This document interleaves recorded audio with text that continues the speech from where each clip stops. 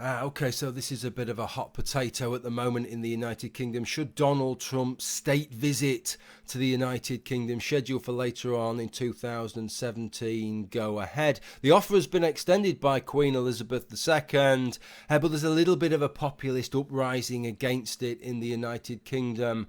I want to make the case in this video that it doesn't really matter what you think about Donald Trump, that this visit should go ahead, that this visit must go ahead. Now, let me give you a little bit of background about what's going on here. So, following the recent inauguration of Donald Trump, the first international head of state visitor that he had was the UK Prime Minister Theresa May. And following that visit by the UK Prime Minister, the head of state of the United Kingdom, Queen Elizabeth II, has extended the offer of a state visit to Donald Trump for later on in the year. And of course, Donald Trump has accepted because, well, it's just the nature of UK state visits. It's kind of one of the best state visits you can have. Why? Because of all the pomp and pageantry and bullshit that goes along with it as a state visit. It's not just about rolling out a little bit of dreary red carpet. It's golden carriages drawn by horses with soldiers with kind of metal hats with little bits of tassel on the top. It's very, very ornate state banquets. It's fantastic looking guards of honour. It's bullshit from start to finish, and let's be honest, everybody likes that little bit of bullshit. You know, there's not a lot better than that. Maybe having a couple of hookers pissing on you in a hotel bedroom, maybe that kind of competes. But other than that, there's not a lot more that Donald Trump can do with his afternoon that's going to rival a state visit to the United Kingdom. So, of course, he has accepted. But it has to be said that this has not been universally popular. Now, what I wanted to say at this point was that almost 1.8 million people, seemingly almost all of them from the United Kingdom, had been sufficiently motivated to get off their arse and sign a petition that Donald Trump should be prevented from having a state visit to the United Kingdom. But given that this was an online petition on the government's website, it's probably more accurate to say that almost 1.8 million people were sufficiently motivated to stay sat on their arse and to sign this particular petition. But that is it. I've got to admit, although I'm not in favour of this petition, I have got to say that is a pretty impressive number of signatures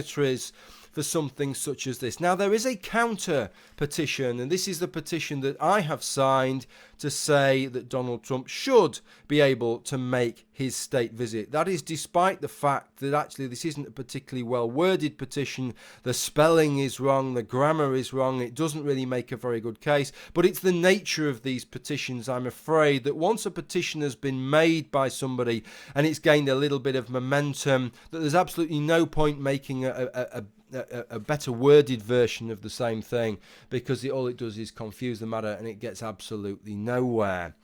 Now, what I want to do, I want to read you out the petition about preventing Donald Trump from making the state visit, and then read you out some of the comments made by various different members of Parliament and other people, and some of the arguments, some of the points they're making, and then frame that in terms of state visits that have taken place. But before I do that, I want to make something explicitly and resolutely clear, which is that nothing that I am saying is an endorsement of Donald Trump or Donald Trump's policies. I cannot find anything really pleasant to say about Donald Trump. I don't want to dwell on the kind of internal issues that Donald Trump has within the United States. It's kind of interesting to me, as somebody that does not live in the United States, how many people I have heard on YouTube from Canada, from New Zealand, from Australia, from the United Kingdom, who talk about President Trump as if some kind of coup d'etat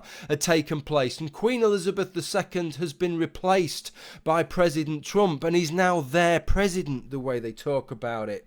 Donald Trump is not my head of state.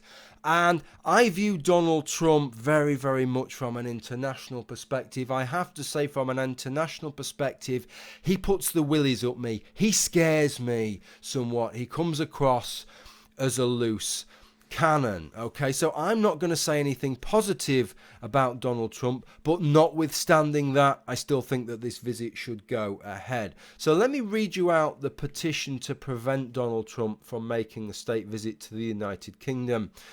Donald Trump should be allowed to enter the UK in his capacity as head of the US government, but he should not be invited to make an official state visit because it would cause embarrassment to Her Majesty the Queen. Now, I'm going to ask you to hold a few separate things in your head as I go through some of the things that have taken place during the reign of Queen Elizabeth II, but this is the first of those things that I want you to hold in your head. This idea that a visit by Donald Trump would uniquely be causing embarrassment to Her Majesty the Queen, and that's a reason why the visit should not go ahead.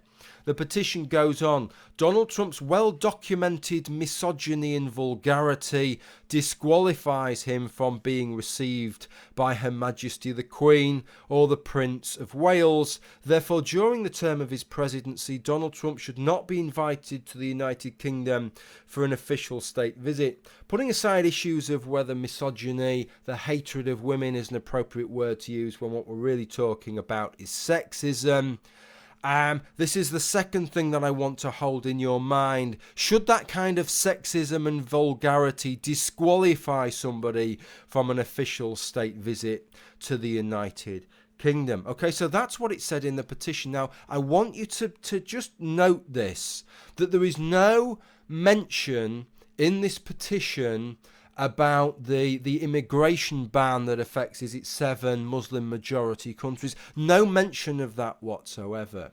And yet when you listen to the great and the good comment on this and why they don't think this should go ahead, they are all linking this to this thing, hashtag Muslim ban as it's been called.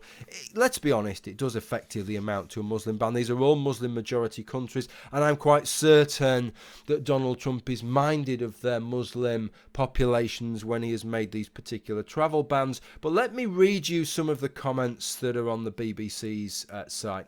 Labour leader, that's the opposition party at the moment, Jeremy Corbyn, said it would be totally wrong for the visit to go ahead later this year. Speaking on ITV's Peston on Sunday, Mr Corbyn said, "I think we should make it very clear we are extremely upset about it, and I think it would be totally wrong for him to be coming here while that situation is going on." So that is linking it in with this immigration situation. I think he has to be challenged on this. I am not happy with him coming here until that ban is lifted, quite honestly. So that's the first one. Totally wrong for this visit to go ahead because of this immigration ban. Okay, the Mayor of London, Sadiq Khan, said the visit should not happen while the executive order was in place. He told Sky News, "I am quite clear this ban is cruel, this ban is shameful. While this ban is in place, we should not be rolling out the red carpet for President Trump." Roll out the carpet. What colour is it? Roll out the carpet. That's red. That's the one. Roll out the carpet.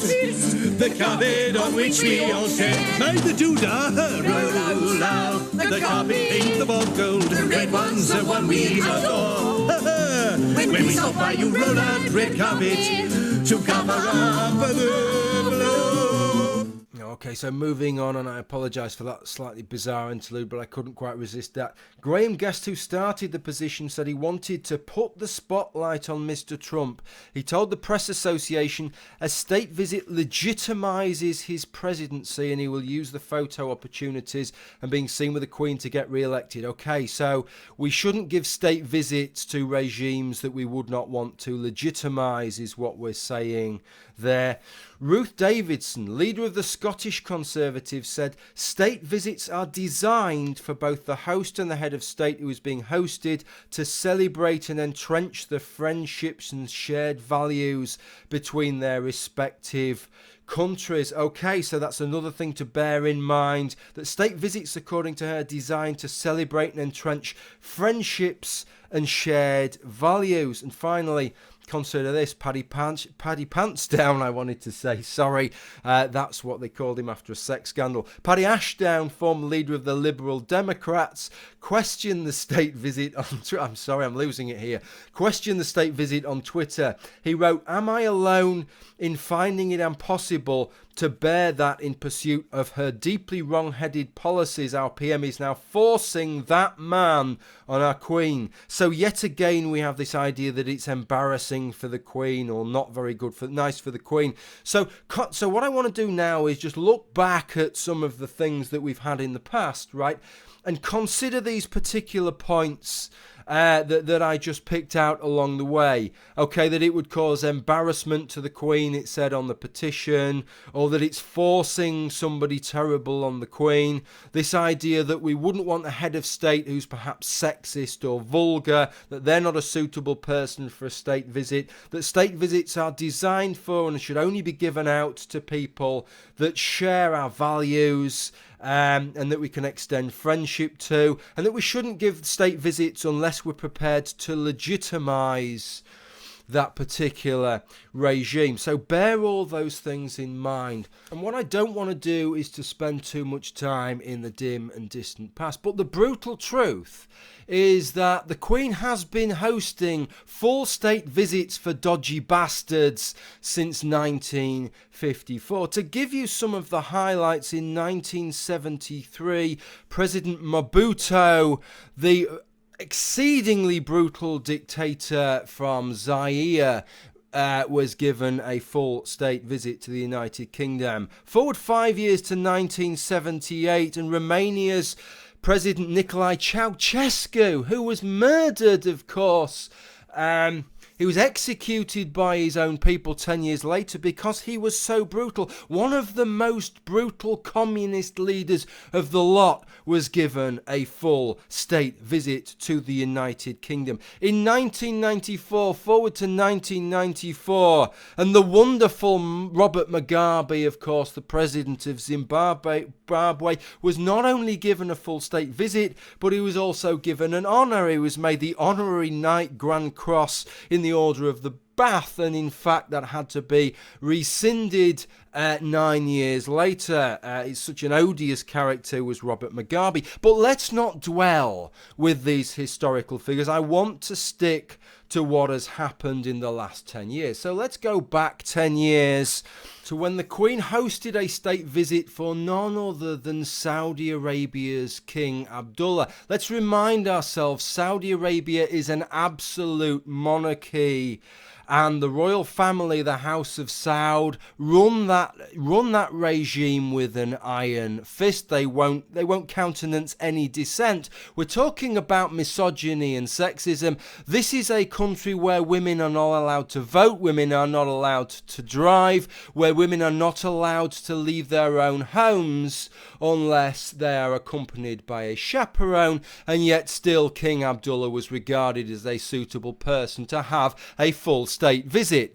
And also bear in mind, when we're talking about not oppressing people on the grounds of their religious convictions, maybe this only applies to Muslims. Maybe that is the problem. It's only when Muslims are on the receiving end. But if it isn't, if you go to Saudi Arabia, every other group is on the receiving end. This is a country, there's quite a number of countries in the Arab world, in fact, where the penalty for being an atheist is death, but most of them don't actually enact it. Saudi Arabia is a country that actually puts his money where its mouth is and is prepared to kill people for being an atheist. And yet, King Abdullah was regarded as somebody worthy of a state visit. Now, I could also talk about Qatar getting a state visit in 2010. I could also talk about Indonesia and President Susilo Bambang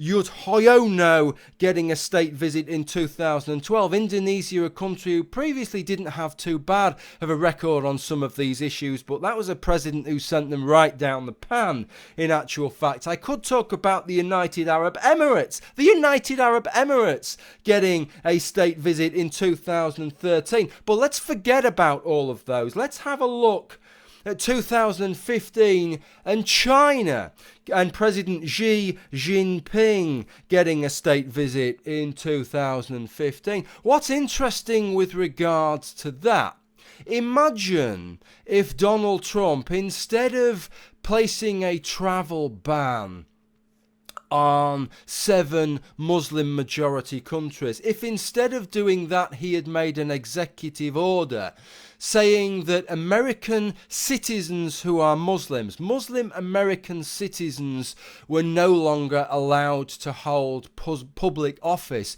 Imagine what an outcry there would be there. The outcry we'd seen over the travel ban would be nothing as to the outcry we would have over something like that. And yet that is the situation that exists in China. That is the situation that is overseen by President Xi Jinping.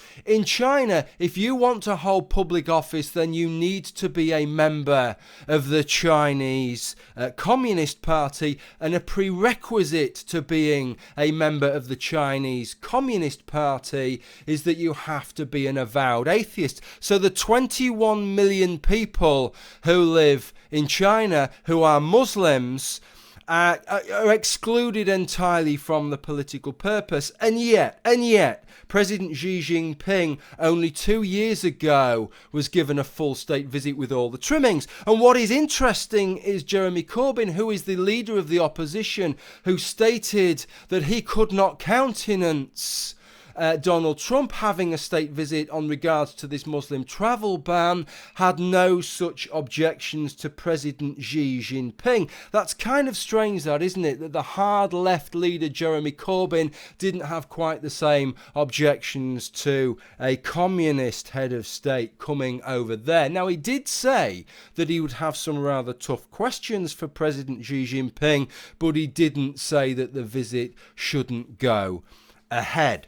And so that's a very brief run through, really. It's about as brief as I can make it, really, to do it any justice. And it's a kind of, that is the background that we need to assess this state visit by the President of the United States, Donald Trump. And I suggest that it's a little bit of a sobering perspective. It's a little bit of a kick up the arse. It's a little bit of a wake-up call to consider the history of state visits. And it makes you think about what these state visits are about. And especially in terms of this bullshit idea that state visits are designed to celebrate and entrench shared values. Since when? Since all of a sudden, apparently. So between 1954 and 2016, that wasn't the case. But now all of a sudden, that's what state visits are about. Or this idea that it may legitimize his presidency. When have we suddenly started giving a shit about that? All of a sudden, it would seem. Or this idea that his sexism rules him out, that a sexist head of state, there's just no way that we could foist a sexist head of state on our dear Queen. And yet in 2007, King Abdullah, the head of state of Saudi Arabia, was granted a state visit. Yet in 2010, Emir Sheikh Hamad bin Khalifa Al Thani, the head of state of Qatar, was granted a state visit. Yet in, 2012, Emir Sheikh Sabah Al Ahmed Al Jabbar Al Sabah, and I'm quite pleased that I got all that out in one go, the head of state of Kuwait, was granted a state visit. Yet in 2013, Sheikh Khalifa bin Zayed Al Nahyan, the head of state of the United Arab Emirates, was granted a state visit. We didn't seem to give a crap about sexism, sexist regimes and sexist heads of state when the heads of states of Saudi Arabia, Qatar, Kuwait and United Arab Emirates were visiting in the past 10 years alone. But all of a sudden now, it's a leader from a white Western democracy. Oh my word, now we need to start considering standards. And this is why I propose that this visit should go ahead.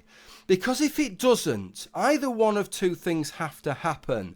Either all of a sudden, out the blue, we are setting some precedent. We're adopting a set of standards that we've never adopted since 1954 when the Queen started having state visits, right? And it means that Like there are regimes all around the world, probably the majority of regimes all around the world are now going to be ruled out from having state visits for one reason or another, because they've all done something substantially worse or have something substantially worse than this crap that Donald Trump has pulled with regard to this immigration ban on these 7 countries, or his sexist views with regards to women, or we're going to have some kind of racist double standard, right? That all these things that we really weren't bothered about when all these other countries were coming for state visits, now we're bothered about. It's like we've got one standard for one and one standard for another. That as soon as a white Western democratic leader is coming, then all of a sudden we start having these high ethical standards, don't we? But we we can't really expect Asian heads of state and Asian regimes to live up to that standard. We'll just have to let it go, won't we? We can't really expect Arab leaders, Arab heads of state, Arabian regimes to live up to these standards, can we? We can't really do that. We'll have to just let it go. We can't really expect African leaders and African regimes and African states to live up to these, so we'll just have to turn a bit of a blind eye to it, right? But when it comes to a white Western democracy, all of a sudden we start getting on our high horse. I find that in and of itself objectionable. We need to have one standard right across all states, one standard that applies to everybody. We've set our standard. Unless we're prepared to set a precedent and maintain that precedent, which, let's be honest, we're not, right, then we need to be consistent. And the consistent thing to do is that there's absolutely nothing to see here, folks, in terms of a state visit. So that's why it should go ahead, why it must go ahead, why it must go ahead now, is because if we were going to have this discussion, the time to have it, the time to put the pressure on our politicians was before a state visit was offered. Nobody can seriously be suggesting that now we've made the offer of a state visit to the President of the United States. The whole purpose of this state visit, it's not for his benefit. He might get benefit out of it, but that isn't why we make them. We make these offers for our benefit, and frankly, we're leaving the EU. It's for let's not beat around the bush. This is for trade purposes, right? Right, whatever good that could possibly have come from that, not only will that not happen, but there will be at least an equal measure of negative reaction as a result of that. How insulting would we find it in the United Kingdom if we were offered a state visit and then it was withdrawn because it was said that our head of state or our head of government was such an objectionable and odious figure that actually the people of that nation wanted nothing to do with them. We would take that very, very personally, wouldn't we? And so you'd have to be some kind of nutcase, I would suggest, to think that it's a good idea, having offered that visit, to withdraw it. Okay, that's what I wanted to say. I propose if you're within the United Kingdom, I would ask you to consider signing this second petition, the petition that the state visit goes ahead. I know that some people will disagree with me. Hell, there's at least 1.8 million people out there who seemingly disagree with me, assuming they've at least given it some kind of thought. I would hope it's certainly serious enough to warrant a bit of hope. If you disagree with me, let me know in comments or make me a video response. Thank you for at least listening to what I had to say. Bye for now.